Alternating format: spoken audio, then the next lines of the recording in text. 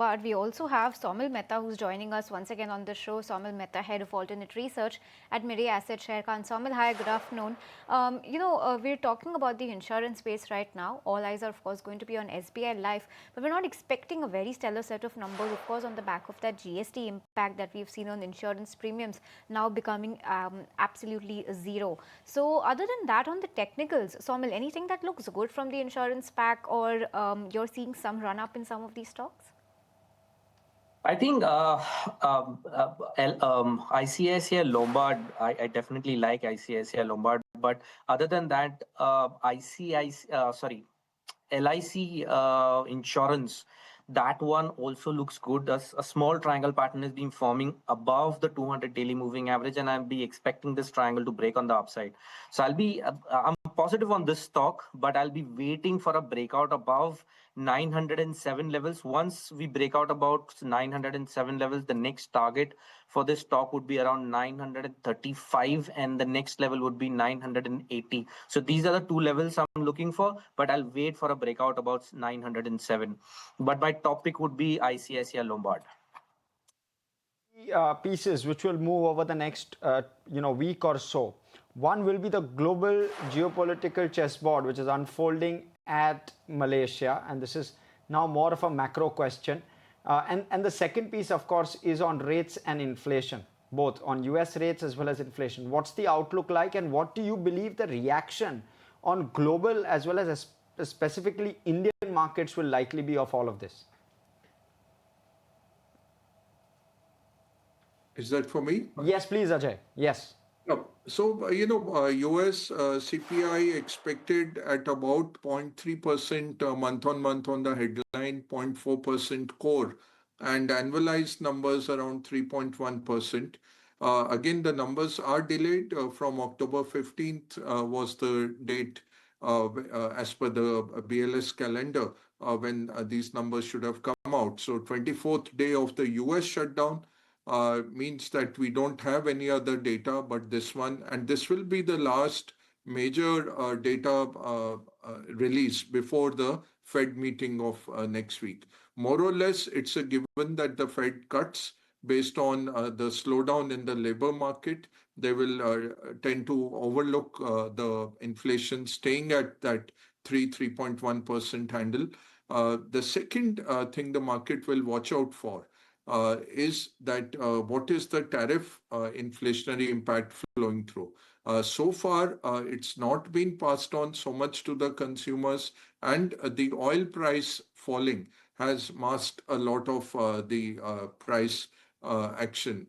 So we'll have to wait and watch that finally does the tariff impact come into the inflation numbers.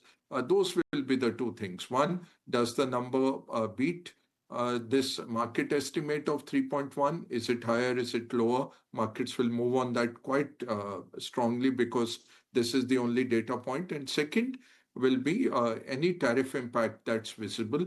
But more or less, it's a certainty as far as the Fed futures go. The markets are factoring in a rate cut, and the Fed will be going in blind apart from their own surveys. Whatever surveys the various Fed branches have done, that will be the only extra data they have. So they will go with the given point that the labor market is slowing down and better to cut rate now.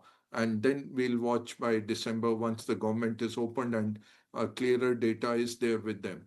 That seems to be the surmise. Point taken. Kunal, Saman Capital, we did speak about this earlier, and we did tell viewers we'll get your view on this one. What does this move mean? This is a very strong breakout and a continuation move for Saman. We discussed this, I think, 2 or 3 weeks back when we spotted that first level of a breakout for Saman Capital. That time the stock was closer to 160, 164 kind of a range.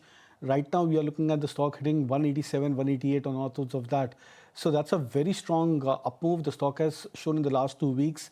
And today also, I think the volumes are on the much higher side for Saman Capital. And when you look at this in terms of price action, it's already trading at now almost a 16 or a 17-month high, breaking past about the March 2024 levels for the stock price. Of course, the stock has a lot of hard work to do when you try and compare this with the all-time high levels for Saman Capital. But even from a short-term angle, I believe that the stock could see further legs on the upside.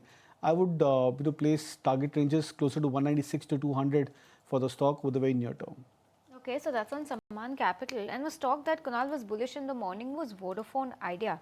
Mr. Baka, this stock is going to be in focus on Monday because we have another hearing that's due for their AGR plea in the Supreme Court. And this time the street is actually anticipating that instead of an adjournment, there could be an outcome, because of which the stock was very excited yesterday and continues to trade 1% higher today. Your take on this stock or the overall telecom sector, and who do you think has the right to win? Because Vodafone Idea is consolidating market share on one hand, and on the other you have Jio and Airtel that continue to do well for themselves. Yeah, absolutely. I think it's a two-way street as far as telecom goes. So you have two players who are doing very well. Now, a government has brought in the 4G stack on the public sector company, which it has consolidated. So government is trying to up that company so that there is some amount of competition left in the market. A two-player telecom market for the size of India is not very good news.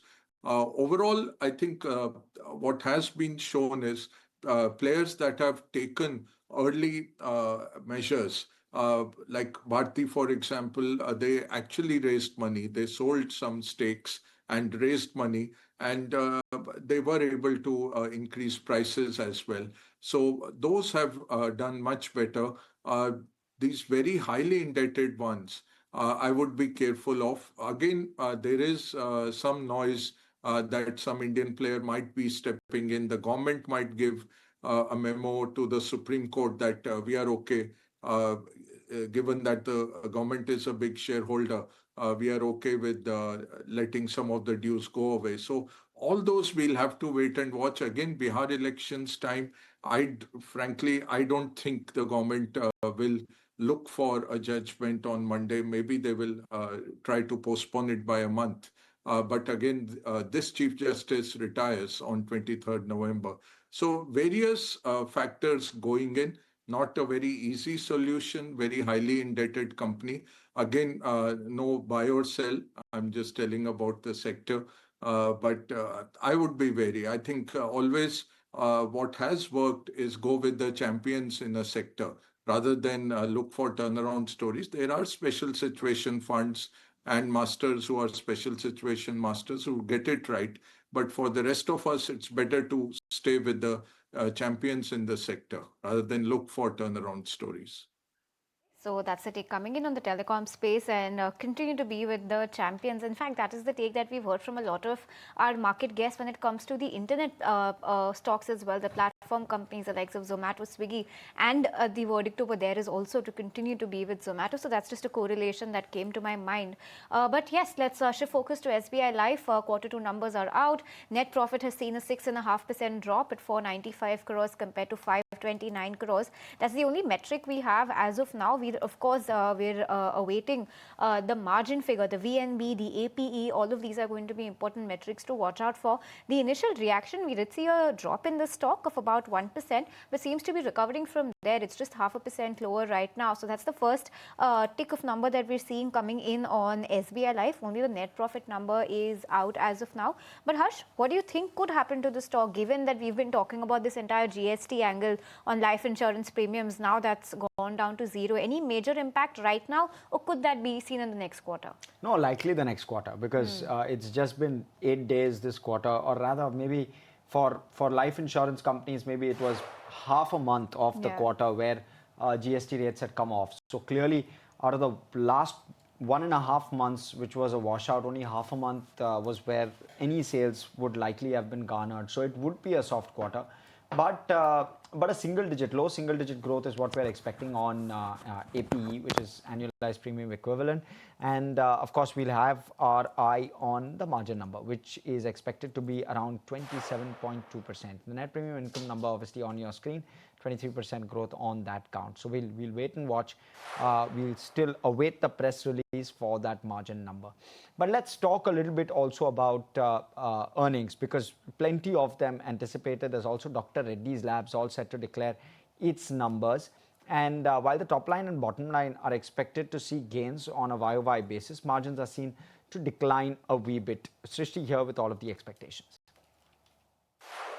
Well, it's expected to be a decent set for Dr. Reddy's because this time around, North America sales is expected to see a decline because G-Rev limit price erosion is something that will be impacting the overall revenues, while the India business is expected to grow in double digits on a YY basis.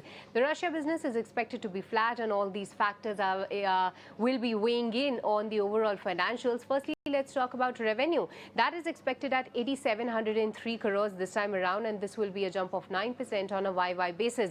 But the EBITDA is expected to be flat at 2,136 crores. Margins expected at 25% to be flat on a quarter-on-quarter basis, while in terms of the profitability, 1,399 crores is what we are expecting in, and that will be a jump of 4%.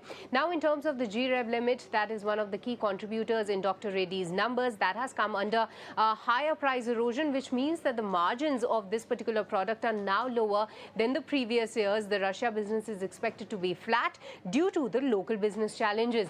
But in terms of the key commentary, we will definitely be watching out for the progress on the semaglutide approval for the Canadian market, their outlook on the in-house manufacturing capacity on the pens, and the approval with respect to some of the other upcoming key drugs from US FDA is something that we will be keenly watching out for. We'll keep an eye out on that one. Saumil, anything within pharma that you're liking, and DRL in particular, would you trade that? Absolutely. Dr. Reddy looks great to me. Dr. Reddy has just broken out of a small consolidation last week and trading about 20 and 40 daily moving average. The entire consolidation was on 200 daily moving average, and I'll be expecting a good rally on the upside. Targets would be around 1325, and the next level would be 1350. So these are the two levels I'm looking for, and the stop loss would be around 200 daily moving average, which is 1254. So this is the entire short term targets. But in the medium term outlook, there's a huge triangle forming, and this triangle I'm expecting to break on the upside. So the targets would be much higher, above 1400 levels. So medium term targets are above 1400. Okay, so bullish with regard to this one. I wonder what we should make of the move on the Nifty Bank, Kunal. You know, this little bit of weakness that we're seeing today, nearly 1% lower. What's the sense like? After a 4,500 point rally, Harsh, this is the first day where you're seeing the Nifty Bank cooling off. Sure. I'll take it with a stride that the markets have done exceptionally well in the October series. And to give it to traders also, I think they're bound to take out some profits over here, maybe roll over positions to the next series, just try and juggle around with the mix in terms of the banking names. So within the banking names, that is, private sector banking stocks and the PSU banking names, as and how the results, etc., come out for these stock prices. But what we've seen so far is a very strong breakout for the Bank Nifty, breaking past above an all-time high level without the participation of names like ICICI Bank, Kotak Bank, and HDFC Bank coming to their lifetime high levels. I think that tells you that the Bank Nifty is now into the hands of many diverse stocks within the entire pack. That, I believe, is the hallmark for the entire banking index. That's why I would believe that the rally will sustain, even at the point where few of those large cap stocks would probably underperform for some more time. But when these stocks get their mojo back again, by that I mean the likes of ICICI Bank and HDFC Bank, etc. When these stocks get their mojo back, you might probably expect another 1,000 to 1,500 point rally for the entire Bank Nifty. So bullish on the entire prospect of the banking index over the near term. I expect that the last couple of days was just about a mere profit booking. Okay, time to tell thanks to Saumil as well as Ajay for joining us this afternoon, giving us all of those views. We'll let you go, gentlemen.